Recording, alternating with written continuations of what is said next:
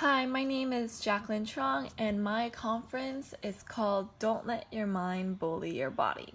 And as you can see in the picture, it's about pretty much your own self-perception of how you see yourself in the mirror.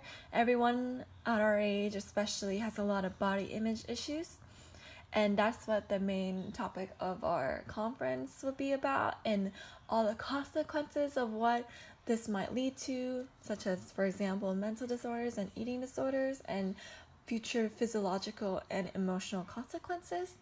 And how can you make a healthier lifestyle by changing your mood, your perspective, perception, and what social medias might help us in doing so. So what is the healthcare issue? Like I mentioned, I'm going to be talking about body image, eating disorders such as anorexia and bulimia, and healthier lifestyle choices. And this can go, it's like a very broad topic about how like it affects your mood, the way you present yourself, and just how you carry on your day. Expected outcomes from this conference. So I'm going to be talking about why is body image so important to us at this generation. What is it and how can it harm you? What can you do to overcome it? And how might the social media platform that our organization chooses will help share the message to the targeted audience? And how can you promote better and lifestyle changes through it? And this includes, like I said, body positivity, increase in self-confidence, increase in mood, and more self-love. So I'm going to talk a little bit about the history of eating disorders. So anorexia nervosa was first described in the 12th and 13th centuries when a saint denied food for her spiritual practice. Now we see eating disorders not really used for just spiritual practice, but more for about like fitting into our society and cultural standards of beauty. So eating disorder cases became more popular in the 1970s and the 1980s, where there was more cultural pressures of being thin, and then depression and more compulsive behavior such as crash dieting developed. And anorexia actually remains one of the most deadliest disorders of all psychiatric disorders. So what is anorexia? It's explained by the disorder by thinking about their body images in combination of starving oneself. These eating disorders also have a correlation with anxiety and depression. They're constantly thinking about self-control, their body image, and comparing to everyone else around them.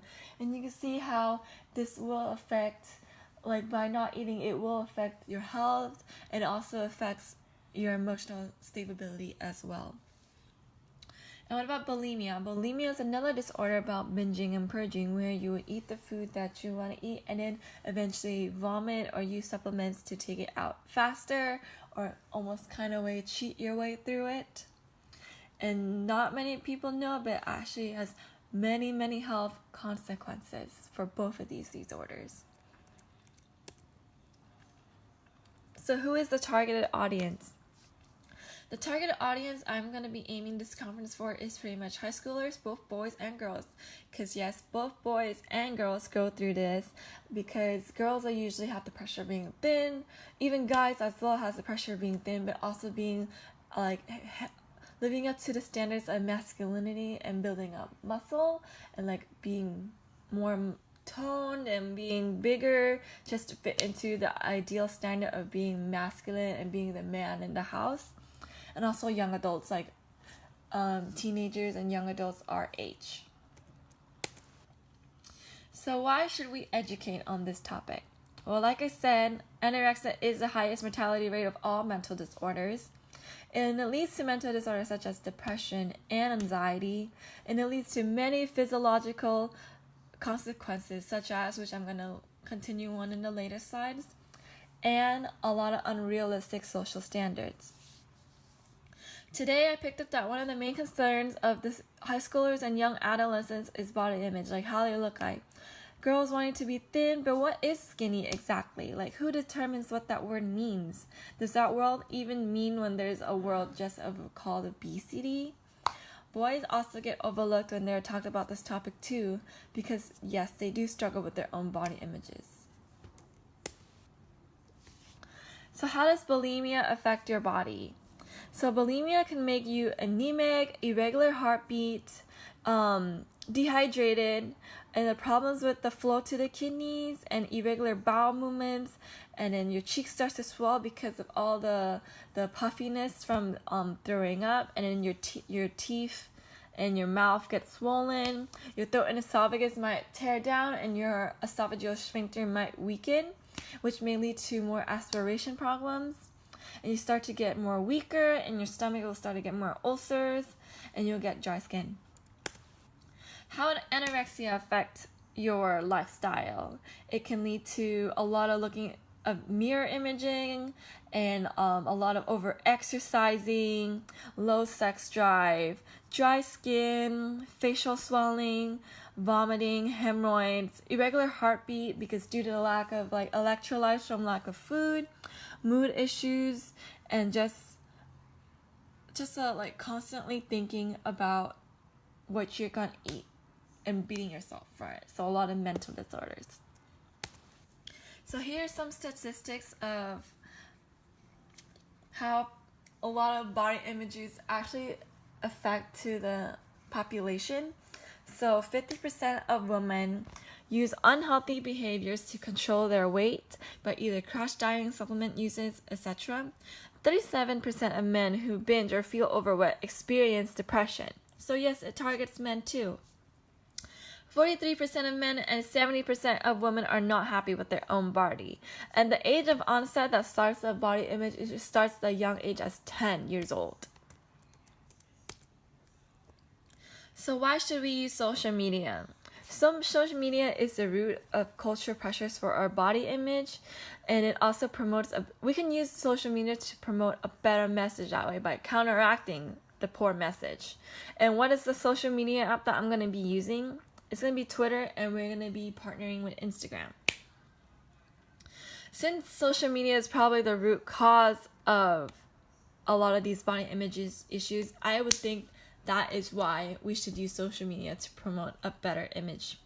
Reality, these body images that we only see on social media are through Instagram, Twitter, and movies, and that is because the media attempts to catch the human's attraction by presenting what is attractive in front of them, and that's what gets them to get more, raise more popularity to their own products.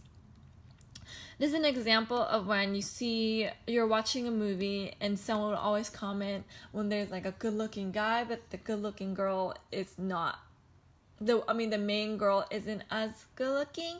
They will always say, "Oh, why her? Like she's not that. She doesn't fit into the ideal standards of beauty like he does." And use especially beautiful girls with perfect body shape posting pictures on Instagram, Facebook, Tumblr, Twitter, YouTube, and much more. And these are why the ideas of body images are even promoted even more onto social media. And that's how girls develop it when they're on their app looking at these things, or on YouTube watching the videos of why can't I look like that. So that's why I had decided to use Twitter as my social media platform, because there are many ways I can use Twitter. And I will also partner with Instagram, because you also see people posting on Instagram about their transformation photos of them working hard and changing love their lifestyles, and this may be used to inspire many other people to get them motivated as well. So why Twitter? Social media especially is used for speaking up. A lot of people who don't really speak up, they use Twitter to talk about their stories. As you can see, what they are thinking on their mind, they usually post on Twitter. And these tweets can easily go viral because people can like it and retweet it and share it on other social media platforms. Unlike Instagram and other social media platforms, you can't really share it when you see something, And Twitter is also interactive. People can comment and create a thread and quote retweet and put their own story into it. And these days, young adolescents are such advocates of mental health. It's a great way for them to just speak up about their own experience or other people's experience that they know are dealing with it too. It is a great way for people to express their thoughts. I see many people posting their stories of their recovery and how appreciation they are for overcoming, and then other people who are just reading it are hyping them up and just promoting the message even more, and that's why I would want to use Twitter. Here are some screenshots of our Twitter page of what it will look like. It's called Don't Let Your Mind Bully Your Body, and we will be posting quotes and we will posting polls. And one of the best things about polls is that it's anonymous. So many people might not know like who it is, especially for people who don't want to speak up. And then you see people posting recovery stories, and there's gonna be people retweeting quotes such as so. So the results I would be getting from Twitter is that an increase in likes, retweets, comments, followers, and views. The more popularity, the more it can spread the message of the organization. So activities I'll be using to promote the message of the organization is pretty much posting inspiration quotes like you saw. And I've been posting it on every single page to just promote the idea. Posting transformation pictures or recovery pictures, posting other people's story, making polls, tweeting daily reminders, posts about how to get help, and hosting discussion threads and boards. Finally, why would this social media tool be helpful to healthcare providers?